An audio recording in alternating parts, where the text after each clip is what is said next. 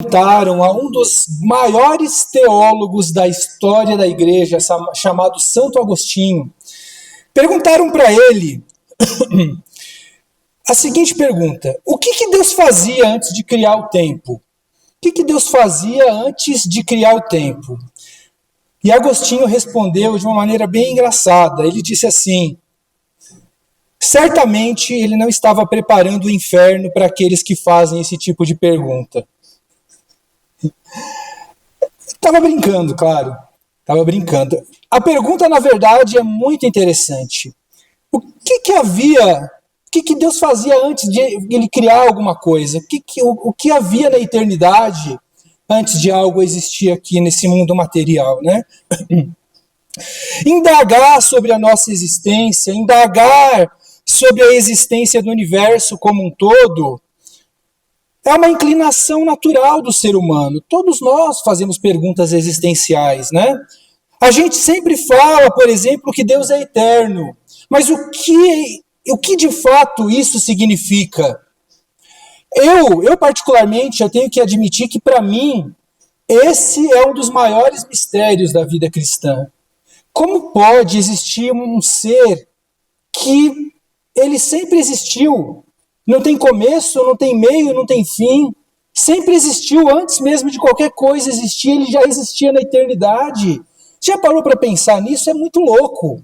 Eu não consigo conceber essa ideia. É uma coisa incrível.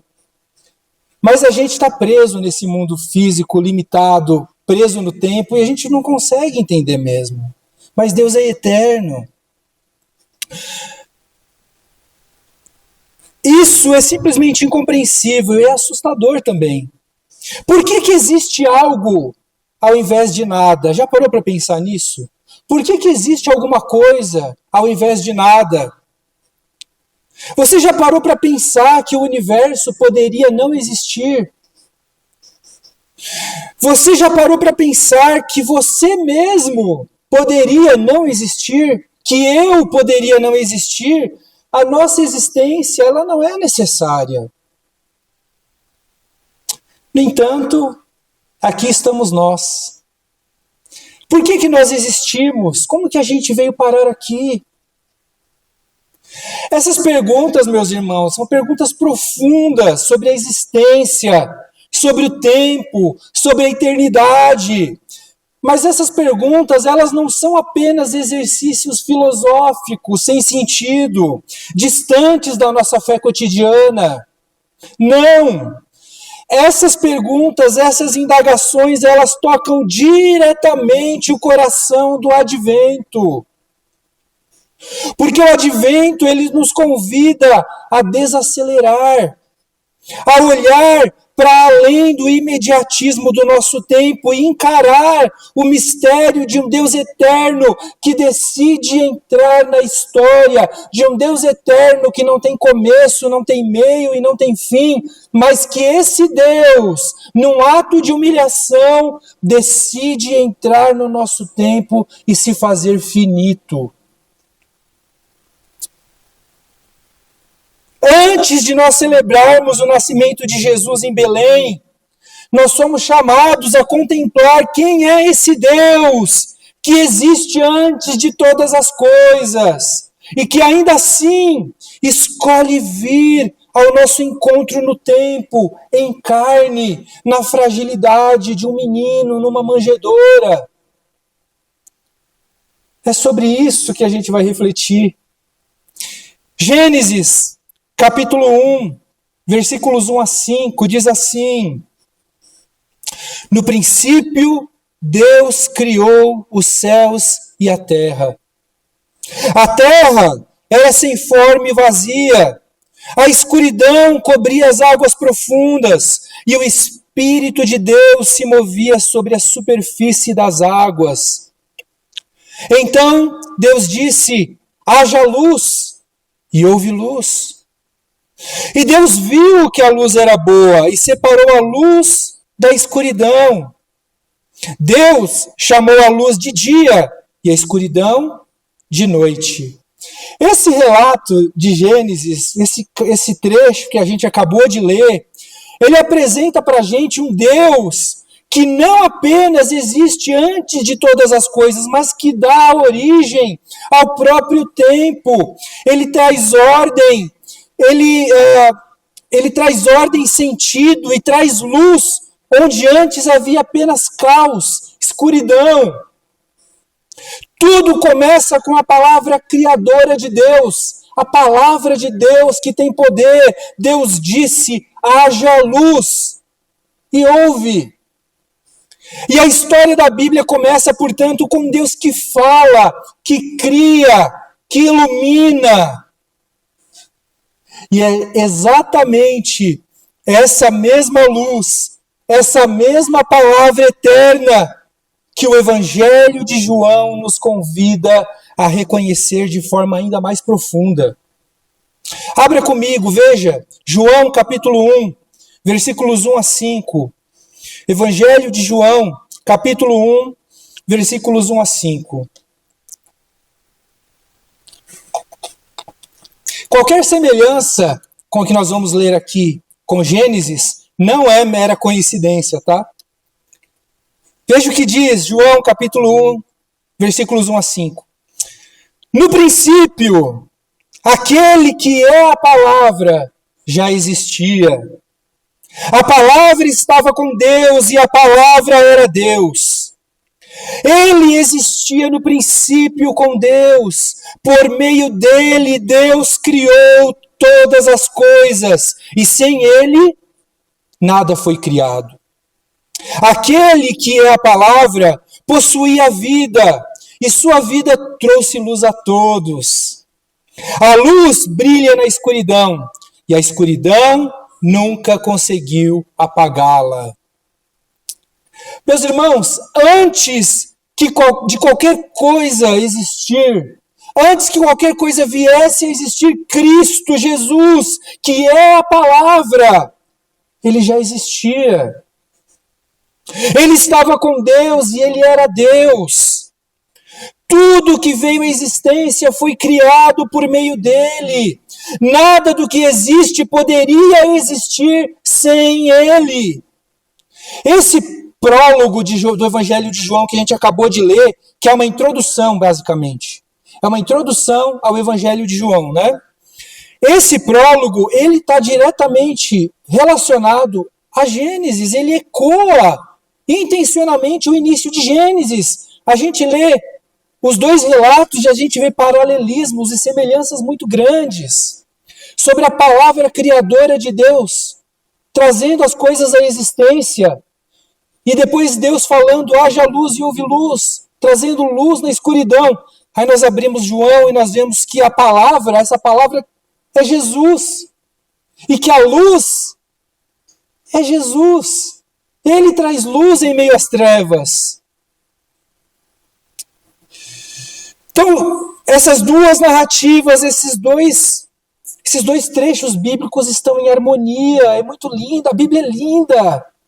Olha a criatividade de João, olha a inspiração de João, escrevendo essa introdução ao seu evangelho e se inspirando em Gênesis. Tudo remetendo para Jesus. Quem diria, se a gente não tivesse os evangelhos e se você estivesse lendo se você estivesse no Antigo Testamento, vivendo naquela época lendo Gênesis, você nunca imaginaria que Gênesis está diretamente relacionado aos evangelhos, que tem a ver com Jesus. A Bíblia tem a ver com Jesus, não é sobre mim, não é sobre você, é sobre Jesus. Olha o privilégio que nós temos de termos a Bíblia completa hoje, de lermos toda a revelação de Deus hoje e ver que toda ela aponta para Jesus. A mesma palavra que disse, haja luz, é a palavra que se revela em Jesus. Nós existimos porque Deus criou todas as coisas por meio do seu Filho. Jesus é a palavra eterna pela qual o mundo foi feito e pela qual também todos nós somos sustentados. Sem ele, nada existiria. O apóstolo Paulo diz isso lá na sua carta aos Colossenses. Colossenses capítulo 1, versículos 15 a 17. O apóstolo Paulo diz assim: o Filho é a imagem do Deus invisível e é supremo sobre toda a criação, pois por meio dele todas as coisas foram criadas, tanto nos céus como na terra, todas as coisas que podemos ver e as que não podemos, como os tronos, os reinos, governantes e as autoridades do mundo invisível. Tudo foi criado por meio dele e para ele. Ele existia antes de todas as coisas e mantém tudo em harmonia. Esse é Jesus Cristo. É Deus. Jesus é eterno, ele já estava junto ao Pai na eternidade, antes mesmo de qualquer coisa existir. Todas as coisas subsistem em Jesus, ele é o Senhor do universo. Agora, e se Jesus já estava junto ao Pai antes de qualquer coisa existir, isso não significa que Deus, ele estava sozinho, solitário, lá na eternidade, e um dia ele pensou assim, sabe, eu estou muito solitário aqui, eu acho que eu vou criar algo, vou criar o ser humano para fazer companhia para mim. Eu estou muito carente, sabe? Estou precisando de alguém para fazer companhia.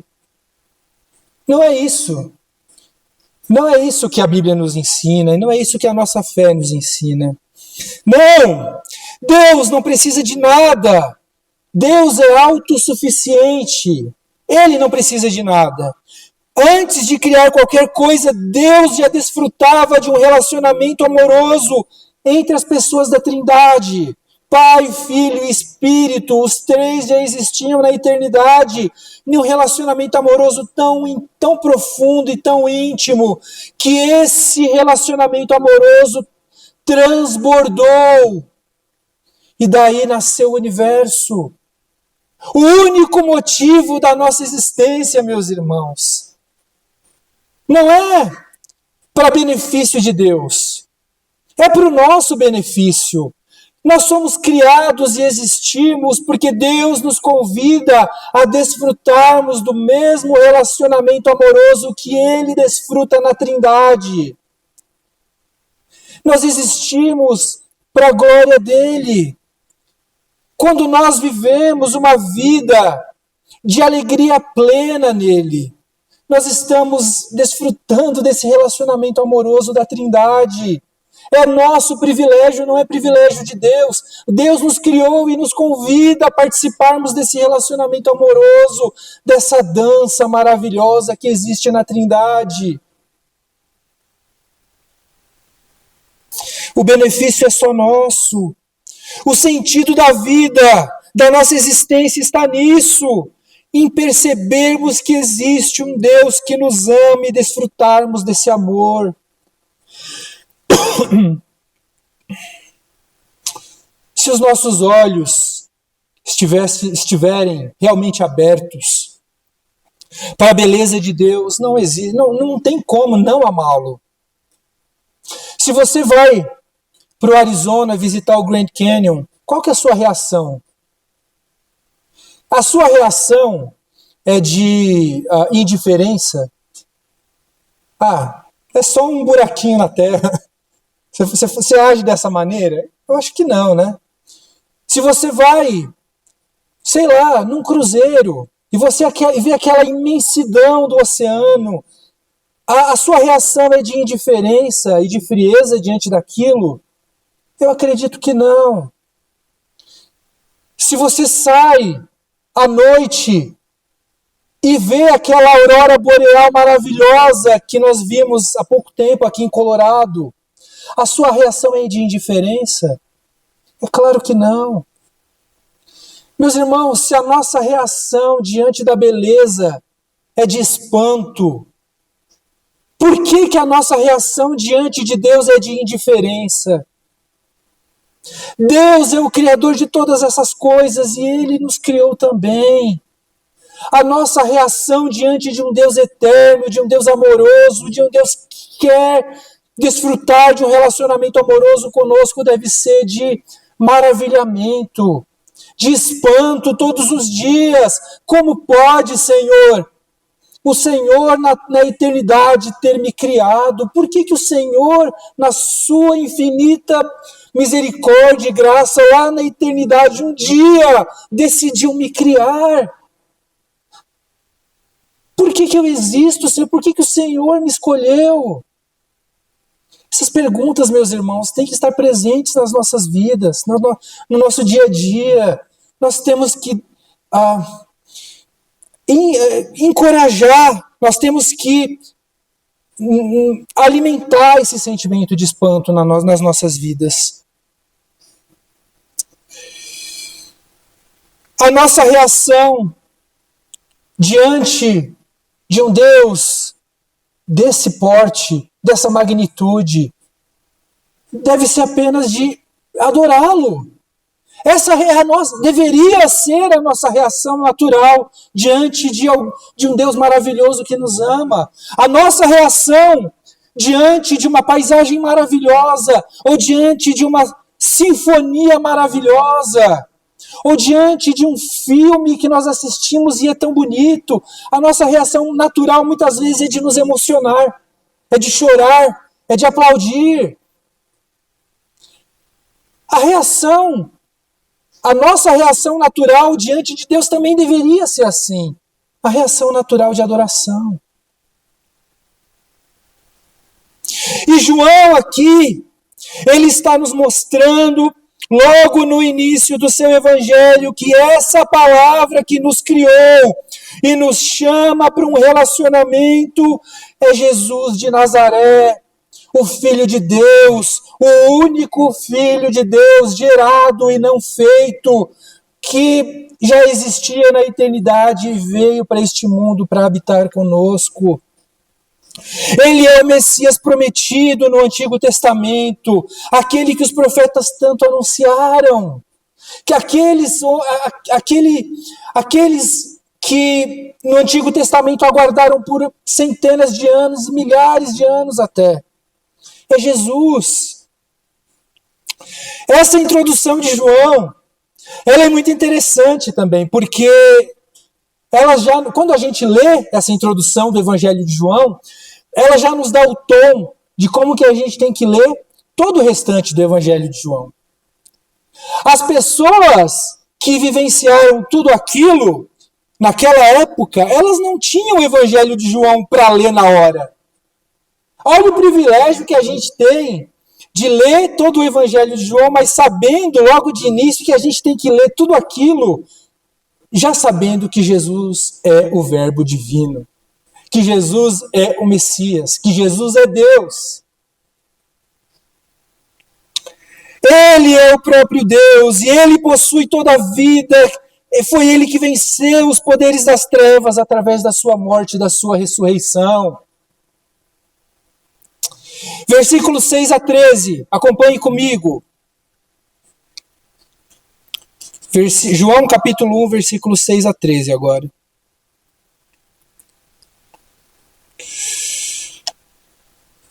Diz assim: Deus enviou um homem chamado João, e aqui ele está falando de João Batista, tá? Deus enviou um homem chamado João para falar a respeito da luz, a fim de que, por meio de seu testemunho, todos crescem. Ele não era a luz, mas veio para falar da luz. Aquele que é a verdadeira luz, que ilumina todos, estava chegando ao mundo. Veio ao mundo que ele criou, mas o mundo não o reconheceu. Veio a seu próprio povo, e eles o rejeitaram. Mas a todos que creram nele e o aceitaram, ele deu o direito de se tornarem filhos de Deus. Estes não nasceram segundo a ordem natural, nem como resultado da paixão ou da vontade humana, mas nasceram de Deus. Aqui nesse trecho, meus irmãos, nós vemos como o João evangelista que está escrevendo aqui o Evangelho, nós vemos como João ele destaca a exclusividade de Jesus na salvação do homem. e como Jesus também é rejeitado. Ele diz que Jesus é o único caminho, basicamente. Ele está dizendo isso. Só que a gente vive numa cultura, num ambiente que é hostil a essa verdade. Porque, afinal de contas, como as pessoas dizem, né? Todos os caminhos levam a Deus. E se a gente adota determinados tipos de comportamentos morais, ou adotamos determinadas verdades que a gente acredita que são verdades absolutas, muitas vezes nós somos hostilizados. Faz parte. Isso não deveria ser nenhuma novidade, porque a Bíblia diz que a gente seria perseguido, né?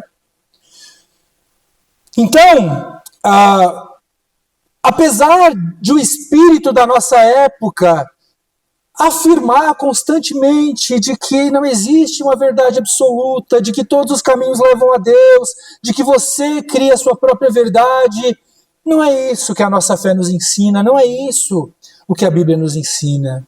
O que a Bíblia nos diz é que existe um único caminho para a salvação e é só por meio de Jesus. É só Ele que é capaz de nos salvar. Ele é o único caminho para Deus. E a iniciativa da salvação é toda de Deus também. João, ele nos diz que nós não nascemos de novo pela vontade da carne ou pela vontade humana, mas pela vontade de Deus. É um mistério. Eu não sei explicar. Mas o Espírito trabalha nas nossas vidas, de modo que tanto a soberania de Deus, como também a nossa liberdade, elas se unem de uma maneira linda. E nós somos regenerados e somos atraídos a Deus. Meus irmãos, o cristianismo ele não se baseia nos méritos humanos. Não adianta eu me esforçar e só fazer coisa boa, apesar de que fazer boas obras é bom e é bíblico. Mas não é isso que garante a nossa salvação. A nossa salvação é garantida pelos méritos de Jesus na cruz do Calvário, por meio de sua morte e por meio da sua ressurreição. A nossa salvação se dá pela graça, nossa aproximação de Deus se dá por meio de Cristo, porque Ele nos redimiu dos nossos pecados.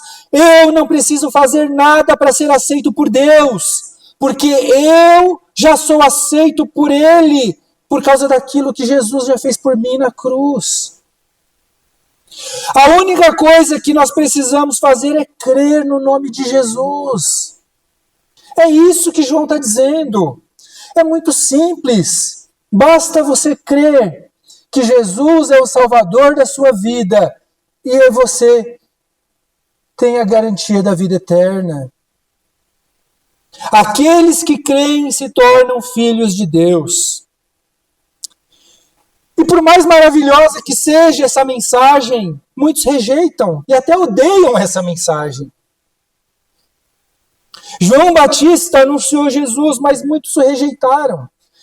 Ele, na verdade, pagou com a sua própria vida por causa dessa mensagem. E o mesmo vai acontecer conosco. Sempre que a gente pregar o Evangelho na sua pureza, sempre que nós somos fiéis a esse livro sagrado, pregarmos o Evangelho de uma maneira genuína, não tem como evitar. A gente vai ser perseguido. Não tem como. Porque é um tipo de mensagem que nós pregamos, meus irmãos, que vai lá no fundo da alma da pessoa, que incomoda. É uma mensagem, digamos, agridoce. Né? A mensagem de salvação é maravilhosa, mas ela também traz conflitos no coração humano. Porque ela é uma mensagem que tem que trazer mudança, tem que trazer arrependimento. E muita gente não quer isso. Incomoda. Jesus está de braços abertos a quem quiser.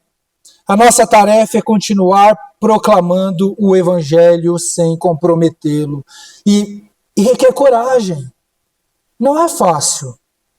Mas quando nós olhamos para o livro dos Atos, por exemplo, nós vemos como aqueles apóstolos pregaram o Evangelho de uma maneira tão ousada e destemida. Nós temos que nos inspirar nesses irmãos. Nós temos que pedir a Deus que nos dê essa coragem. Versículos 14 e 18. João 1, 14 e 18.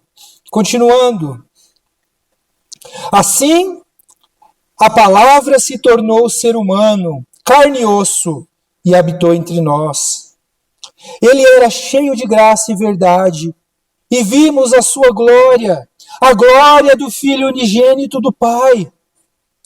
João deu testemunho dele quando disse em alta voz: Este é aquele a quem eu me referia quando eu disse: Alguém virá depois de mim, muito mais poderoso que eu, pois existia muito antes de mim. De sua plenitude, todos nós recebemos graça sobre graça, pois a lei foi dada por meio de Moisés, mas a graça e a verdade vieram por meio de Jesus Cristo. Ninguém jamais viu a Deus, mas o Filho único, que mantém comunhão íntima com o Pai, o revelou. Aqui, a gente pode ver nesse trecho aqui, que aqui nós estamos diante do clímax, do ápice da introdução do Evangelho de João. Até então, João está falando de um Deus, digamos assim, transcendente. O que é transcendente? Fora do tempo, fora do espaço, fora da matéria, habitando lá longe na eternidade. João está falando de um Deus assim. Mas agora, João diz que o Verbo, a palavra, se fez carne, se tornou humano e habitou entre nós. A palavra que João usa aqui, e eu já mencionei isso em outro culto, mas a palavra que João usa aqui, quando ele diz que o Verbo se fez carne e habitou entre nós, a palavra que João usa no grego, basicamente significa tabernacular. Então, nós poderíamos dizer, a palavra, o Verbo se fez carne, se tornou ser humano e se fez tabernáculo entre nós. Meus irmãos, só essa palavrinha aqui está cheia de significado teológico. E eu já contei essa história outro dia no culto da ceia, mas eu vou repetir, porque não tem como eu não falar sobre isso, justamente porque está diretamente ligado a esse texto de João. Mas lembre-se, um dia Deus estava lá na sua eternidade, e Ele decide criar o universo com seus bilhões e bilhões de estrelas e planetas e galáxias. Eu não sei nem, a gente não sabe nem quantos planetas, estrelas e galáxias existem no universo. São bilhões e bilhões. E Deus criou. E um desses planetas foi o planeta Terra, o nosso lar. E Deus decidiu criar um jardim aqui no nosso planeta. E Ele criou o ser humano, Adão e Eva. Adão e Eva, eles não tinham pecado. E eles desfrutavam diariamente da presença de Deus que os visitava naquele jardim. Eles tinham acesso direto a Deus. Sem qualquer tipo de barreira. Eles viam Deus, eles conversavam com Deus sem qualquer tipo de impedimento. No entanto, um dia, eles decidiram desobedecer à ordem de Deus e então eles comeram do fruto da árvore do conhecimento do bem e do mal, que eles não deveriam comer. Deus falou para eles não comerem desse fruto. E eles comeram. E a consequência dessa desobediência que nós chamamos de pecado, pecado é desobediência às ordens de Deus. A consequência foi que eles foram expulsos desse jardim. E Deus colocou um anjo na porta desse jardim com uma espada de fogo, para que eles nunca mais pudessem retornar a esse jardim. A única maneira agora para poder entrar no paraíso, naquele jardim, seria enfrentando esse anjo com a espada de fogo na mão. Ou seja, você teria que passar pela morte. Porque não tem como você enfrentar um anjo. Teria que enfrentar a morte. Mais adiante, quando nós olhamos a Bíblia, mas a gente folheia um pouquinho a Bíblia ali no Pentateuco, a gente vê que Deus escolhe Moisés para liderar o povo. E Deus diz para que Moisés construa um tabernáculo. O que é o tabernáculo? O tabernáculo é um espaço sagrado onde Deus manifestava a sua presença. Quando nós olhamos ali para o livro de Êxodo, nós vemos que Deus manifestava a sua presença naquele vento, naquele tornado que aparecia no deserto. Quando Deus fala para Moisés construir um tabernáculo, é porque Deus agora vai se manifestar a sua presença dentro desse tabernáculo. E ali dentro desse tabernáculo que é construído com tantos detalhes, com tantos cuidados, ali no Santo dos Santos, no espaço santíssimo e sagrado, onde está a Arca da Aliança, é onde Deus se manifesta. A presença de Deus se manifesta ali. A glória de Deus, o cavode de Deus, o peso da glória de Deus se manifesta ali no Santo dos Santos. E vocês devem se lembrar, a Arca da Aliança, o que tem na tampa da Arca da Aliança? 2 anjos, 2 querubins com as suas asas apontando um para frente do outro, simbolizando o quê? Protegendo a glória de Deus, assim como no Jardim do Éden. Só que também, antes de você entrar no Santo dos Santos, havia um véu, uma cortina, toda cheia de detalhes. E entre esses detalhes bordados ali nessa cortina, havia também um anjo, anjos, protegendo, simbolizando a proteção da glória de Deus. Ninguém poderia entrar naquele lugar. Se você entrasse naquele lugar, você era fulminado. Basta a gente olhar as histórias do Antigo Testamento, a gente sabe disso. Tem a história de um homem que tocou na Arca da Aliança e foi fulminado e caiu, morreu. As únicas pessoas que poderiam entrar naquele lugar sagrado era o sacerdote escolhido pelo povo, escolhido por Deus. E havia todo um ritual, não podia entrar de qualquer jeito, não. Havia todo um ritual para se preparar para entrar naquele lugar santíssimo. E lá, depois que o sacerdote entrasse nesse lugar santíssimo, ali ele oferecia os sacrifícios em nome do povo, para expiar, perdoar os pecados do povo. Mais um pouquinho adiante das Escrituras, nós vemos a construção do templo, e a mesma coisa, existe o espaço sagrado que ninguém pode entrar, só o sacerdote. É ali onde a presença de Deus se manifesta, e ali existe o véu também, protegendo a glória de Deus com os anjos detalhados ali na cortina. Mas aí, meus irmãos, algo incrível acontece. Passam-se centenas, milhares de anos, e então João escreve: a palavra se tornou ser humano, carne e osso, e habitou, tabernaculou entre nós. Deus se fez homem, a presença de Deus veio habitar entre nós mais uma vez. Jesus é o novo tabernáculo. Ele é o novo templo. Quem vê o Filho, vê o Pai. Em Jesus, céu e terra se encontram de uma forma perfeita, de uma forma definitiva. Nós não precisamos mais de sacerdotes que intercedam por nós, porque por meio de sua morte, de sua ressurreição, Jesus abriu um caminho vivo até o Pai. O véu do templo foi rasgado, anunciando que a separação acabou.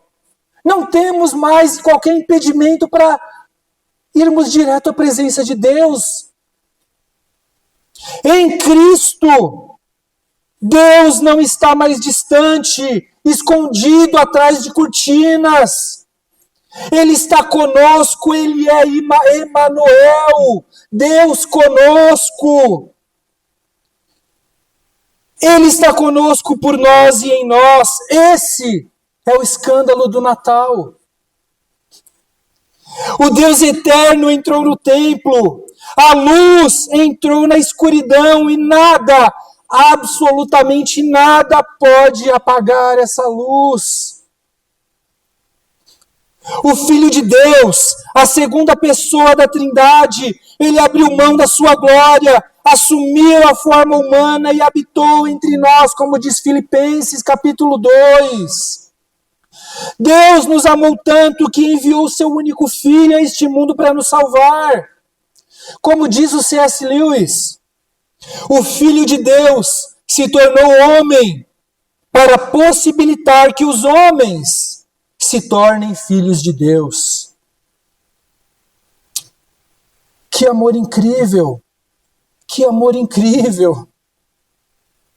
Como é possível um Deus amar tanto a sua criação, a ponto de ingressar nela e habitar este mundo cheio de miséria e de pecado? Deus não precisava ter feito isso.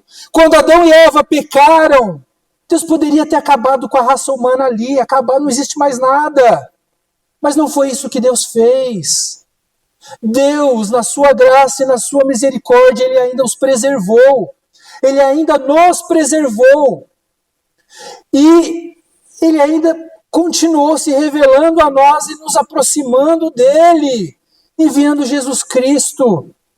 Agora a presença de Deus está entre nós. Você consegue pensar numa religião que ensine algo desse tipo? Não existe. Não existe. A graça de Deus é tão grande que, apesar do nosso pecado, Ele não nos deixou sem salvação. Pelo contrário, Ele enviou o seu melhor presente, o seu bem mais precioso, para nos salvar. Você teria coragem de entregar o seu filho para morrer por uma outra pessoa? Eu não teria. Jamais que eu faria um negócio desse. Mas foi isso que Deus fez por nós. Ele entregou o seu próprio Filho para nos salvar, para vir habitar nessa terra como ser humano e sofrer na pele tudo aquilo que a gente sofre. É graça sobre graça, como João diz, né? Graça sobre graça. João Batista, apesar da sua importância, ele não era maior do que Jesus. Moisés, que escreveu a lei, ele também não era maior do que Jesus. Sem Jesus, a lei não passa de sombras, ela não passa de imagens das bênçãos espirituais que viriam. A lei antecipa Jesus, e em Jesus toda a lei é cumprida. É por isso que a graça e a verdade vieram por intermédio de Cristo, e é isso que João está falando aqui.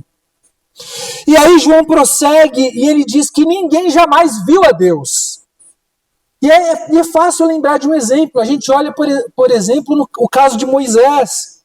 Moisés quis ver a Deus, mas ele não pôde ver a face de Deus.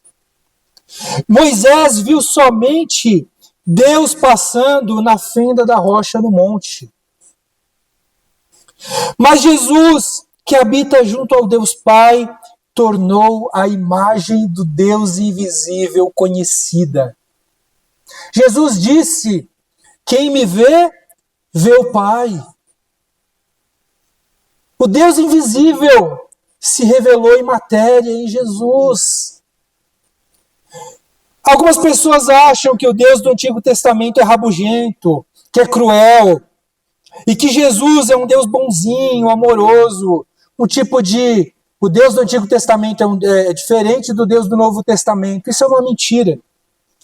Deus nunca mudou, Ele sempre foi o mesmo. O Deus Pai e o Deus Filho possuem os mesmos atributos e desfrutam de um relacionamento único. Jesus é a imagem do Deus invisível, como diz Paulo em Colossenses.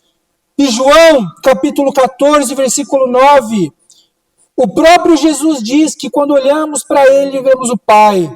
Por meio da vida, obra e palavras de Jesus, reveladas na Bíblia, nós conhecemos o Pai. Através de Jesus, Nós sabemos que temos um Pai amoroso, misericordioso, cheio de graça, que se importa conosco. Podemos nos achegar com confiança diante do trono de Deus e abrir o nosso coração. O véu se rasgou. Não existe nada que nos impeça de chegar à presença de Deus. Porque Deus é Emmanuel, Deus conosco. Concluindo então, meus irmãos, alguns pontos práticos. Primeira coisa, a gente não existe por acaso. Existe uma mentira na nossa cultura. Uma mentira de que tudo foi criado de maneira aleatória, por acaso, e que nós somos frutos do acidente. Nós simplesmente existimos, morremos e nada mais. Isso é uma mentira do diabo. Não somos o produto de um universo cego e impiedoso. A nossa existência é fruto do amor do Pai, do Filho e do Espírito Santo. A nossa existência é fruto do amor da Trindade. Se você está sem forças, se apegue a essa verdade. Se você está triste, se apegue a essa verdade. Se você está sem esperança por causa de algo que está acontecendo na sua vida, lembre-se dessa verdade. Existe um plano de Deus para a sua vida.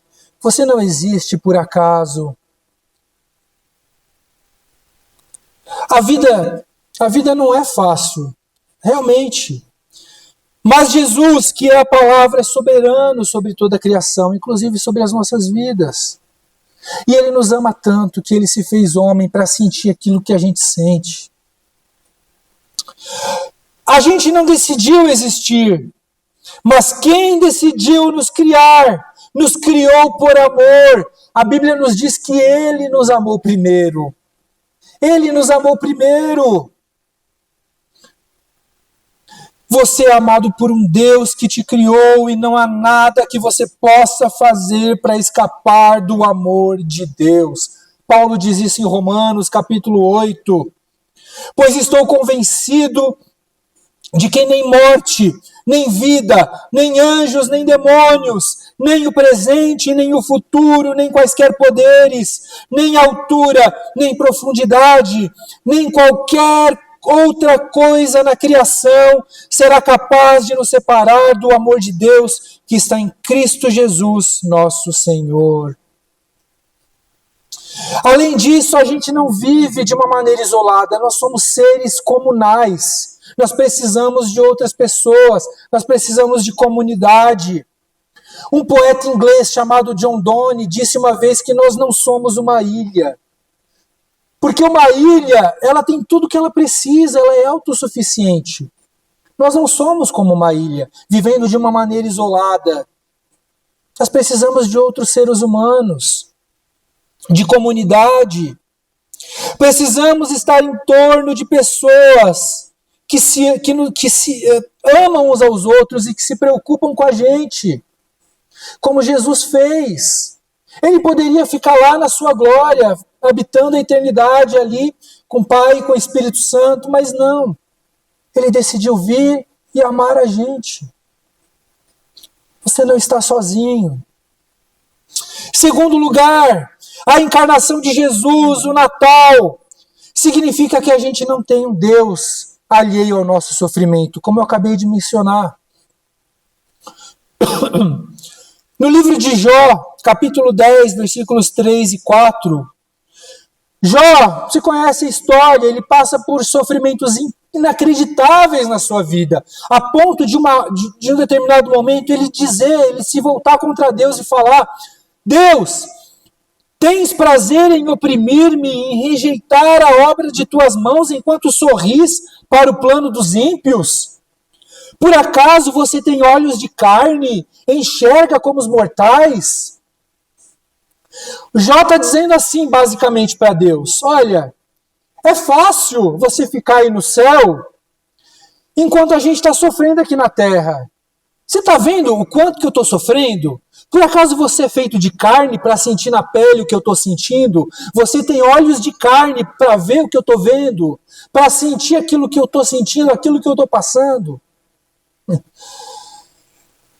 Mas aí, meus irmãos, nós abrimos João capítulo 1.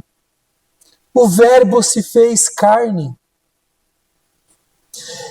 Se tornou matéria, carne e osso, e veio sentir aquilo que a gente sente.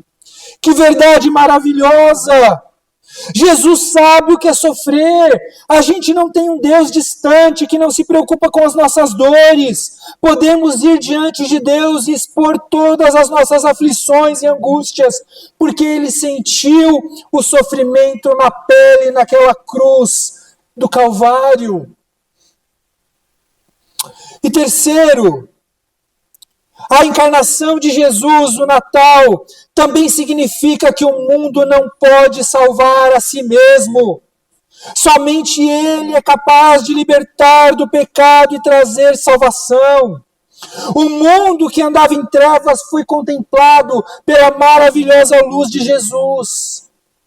Não existe ser humano que esteja tão perdido, tão imerso no pecado, que esteja fora do alcance de Jesus. Se você está decepcionado consigo mesmo, porque você tem desagradado a Deus, não consegue se libertar de um pecado, só pelo fato de você estar preocupado e angustiado com isso, meu irmão, quero te dizer que isso já é graça de Deus. Porque se você não fosse uma pessoa regenerada, você nem se preocuparia com isso. Se você não fosse um seguidor de Jesus, você continuaria vivendo essa vida de pecado e esse pecado nem te incomodaria. Mas se isso te incomoda, é o Espírito Santo trabalhando na sua vida. Por fim, a encarnação de Jesus também nos traz uma responsabilidade. A responsabilidade de anunciar essas boas novas a todo mundo, assim como João Batista fez. Nós somos comissionados pelo próprio Jesus a convidar outras pessoas para participar desse relacionamento amoroso. Para participar desse amor que existe na Trindade. E nós precisamos pedir a Deus para que sejamos testemunhas fiéis aonde quer que nós estejamos. Sabe de uma coisa? Eu gosto muito dessa época do ano, que é o Natal. Para mim é muito gostoso. Tem um sentimento de nostalgia. A cidade fica mais bonita, né? Cheia de luzes, tem toda aquela esse ar romântico, tem também chocolate quente, doce, brincadeiras, tem Grinch, tem Papai Noel, enfim, tem presentes, tem o tempo em família. Todas essas coisas são muito gostosas e não há nada de errado com essas coisas.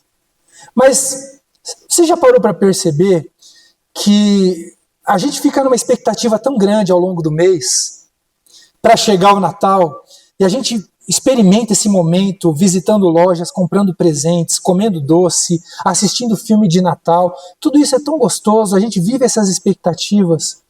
E aí quando chega no dia 25 de manhã, a gente abre os presentes, sei lá, passa alguns minutos, não leva mais do que uns 20 minutos, talvez meia hora.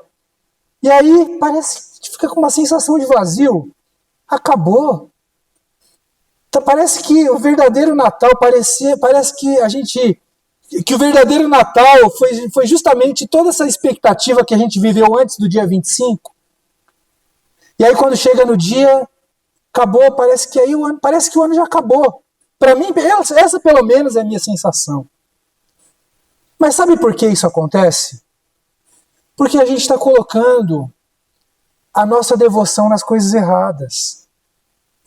Se a gente colocar a nossa devoção nas coisas passageiras desse mundo, a gente vai se frustrar. Porque justamente elas são passageiras. Tudo isso é muito legal, mas a gente precisa entender que é passageiro. E que a única coisa que não passa, meus irmãos, é o amor de Deus, que é o Verbo que se fez carne. Se a gente realmente ficar perdido nessas coisas e achar que Natal se resume a isso, a gente vai se decepcionar. Porque o verdadeiro Natal não está nessas coisas, está no Verbo que se fez carne. E ele não é passageiro, ele é eterno. Se a gente depositar a nossa fé, a nossa esperança, a nossa devoção a esse verbo que se fez carne, que é Jesus, a nossa alegria vai ser eterna. Esse é o sentido do Natal. É isso que a gente precisa lembrar e disciplinar as nossas mentes e os nossos corações nessa época do ano. Amém? Vamos orar. Feche os seus olhos.